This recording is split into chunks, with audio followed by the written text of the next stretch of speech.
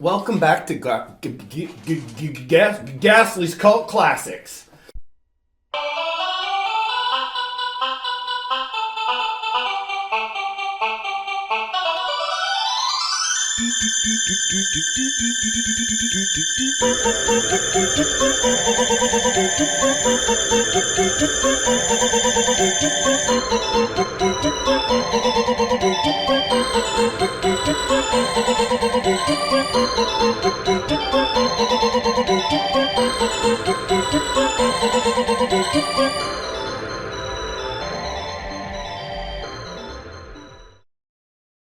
Today, I'd like to talk about Elvis Presley, one of my all-time favorite performers.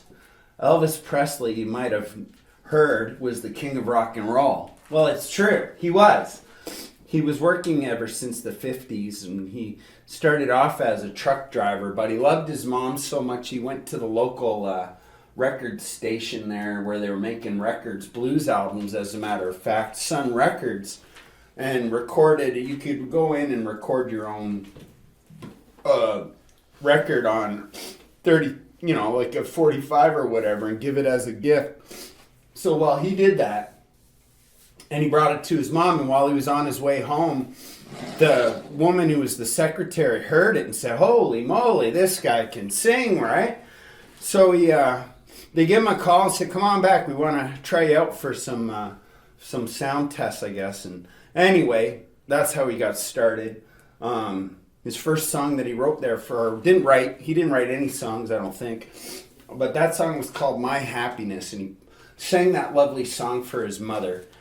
Anyway, That's All Right Mama broke him into the first radio play he ever got, and within no time he got signed to RCA Records and blah blah blah.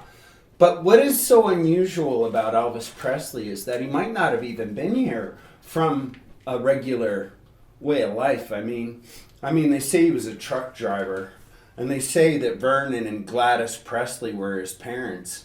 But really, was he maybe just a prince from another planet? I mean, this guy had charisma. This guy was interesting on so many weird levels. They say he could walk into a room and just electrify it with his magnetism. But anyway, I have this funny suspicion that we were just getting him on loan from another planet. And the reason why I think this is I don't believe the death that we all heard about was real. On August the 16th, 1977, when it was reported that Elvis Presley had, passed out and died on the commode. And, well, here's a little funny thing I think happened. One of his airplanes was recently found, and it was put up for auction and purchased in Roswell, New Mexico, of all places. And we're all familiar with Area 51. I believe, and I could be wrong, that Elvis Presley took his jet to Area 51 that night in Roswell, left it in the airport and abandoned it, and went into the Area 51 facility and was taken to another planet. You might think I'm crazy. I wouldn't really argue with you. But this is a possibility. Thank you, ladies and gentlemen, for your consideration. 1962 Lockheed Jetstar L-1329, owned by Elvis Presley in Roswell, New Mexico, 1977. It disappeared and was reappeared. I think he flew his jet there and they just covered up his return to Mars with this hoax of a story of dying on the commode.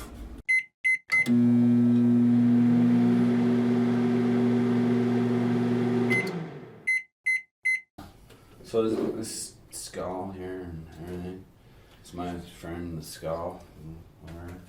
But, okay, well, I don't really believe that 1977, on the day of August the 16th, Elvis Presley really died. I had this strange suspicion that he had a little help. And there's some evidence that he did. His airplane, one of his airplanes, I'm not sure if it was called the Lisa Marie or which one, a little burgundy red one. It was a Lockheed 1962 Lockheed Jetstar L-1329, which is a beautiful airplane. He had it all decked out. He had VCRs. He had the whole works. He had, probably a fridge and some nice meals packed away on the plane. And he said, "Fuck it. I'm going back to the outer space land I come from," because he was a prince from another planet, you see. Elvis Presley was not human. Elvis Presley was a prince from another planet. I think that he got in his plane on that night of August the 16th, 1977, and not that it was a conspiracy.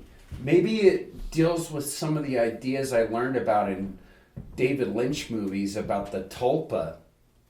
Maybe he manufactured another body to have leave behind sitting on the commode in Graceland while he flew to Roswell, New Mexico, the home of Area 51. And I think he got some help from people like Colonel J-Rod. And J-Rod possibly piloted the airplane. It's possible. Anything is possible. This is actually absolutely stupid.